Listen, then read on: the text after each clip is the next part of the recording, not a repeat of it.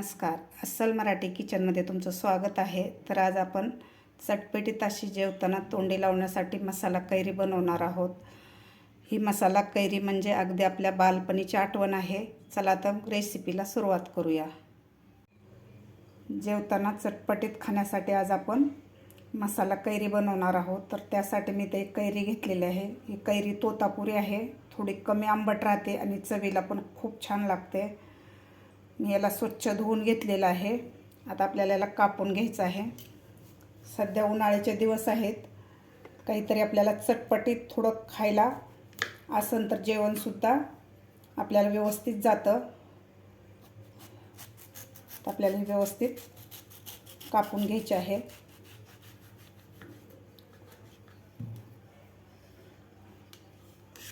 त्याला व्यवस्थित आपल्याला उभं कापून घ्यायचं आहे. पातळ पातळ काप करून घ्यायचे आहे त्याचे.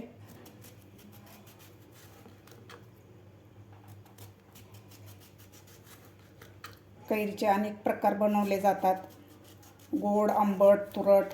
तर आज आपण मसाला कैरी बनवणार आहोत जेवताना तोंडी लावण्यासाठी. अशा प्रकारे आपल्याला कैरी कापून घ्यायची आहे सगळी. अशा प्रकारे मी सगळी कैरी कापून घेतलेली आहे, तुम्ही बघू शकता. आता ही कैरी एका बाउलमध्ये आपल्याला काढून घ्यायची आहे.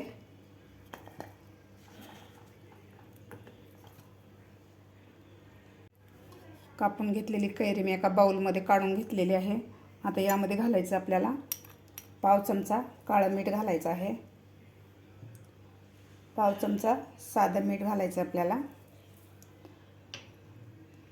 पाव चमचा चाट मसाला घालायचा आहे. चाट मसाल्याने आपल्या मसाला कैरीला खूप छान चव येते आणि खायलासुद्धा खूप छान लागते.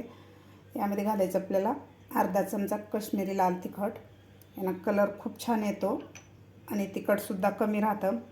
आता यामध्ये मी 1 चमचा शेंगदाण्याचं कूट घालणार आहे, भाजून घेतलेलं, बारीक करून घेतलेलं. आता व्यवस्थित आपल्याला हे मिक्स करून घ्यायचं आहे.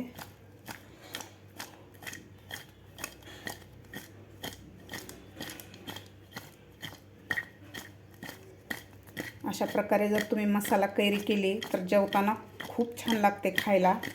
तुम्ही असं सुद्धा मधल्या वेळेस टाईमपास म्हणून सुद्धा दुपारच्या वेळेस ही कैरी खाऊ शकता. खूप छान लागते. अशी मस्त आपली मसाला कैरी तयार झालेली आहे.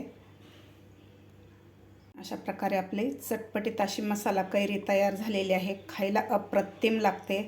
तुम्ही घरीच नाही तर बाहेर गेल्यावर सुद्धा तुम्हाला विकतसुद्धा अशी मसाला कैरी भरपूर ठिकाणी तुम्हाला खायला मिळेल आणि खूप महाग देतात. तुम्ही घरच्या घरीसुद्धा अशा प्रकारे मसाला कैरी बनवून खाऊ शकता. तुम्हीसुद्धा करून बघा. तुम्हाला माझी आजची रेसिपी आवडली असेल तर एक लाईक नक्की करा. हा व्हिडिओ तुमच्या मित्रमैत्रिणीला शेअर करा. माझ्या चॅनलला अजून सबस्क्राईब केलं नसेल तर नक्की सबस्क्राईब करा. भेटूया अशाच एका नवीन रेसिपीसोबत. तोपर्यंत मस्त खा आणि स्वस्त रहा.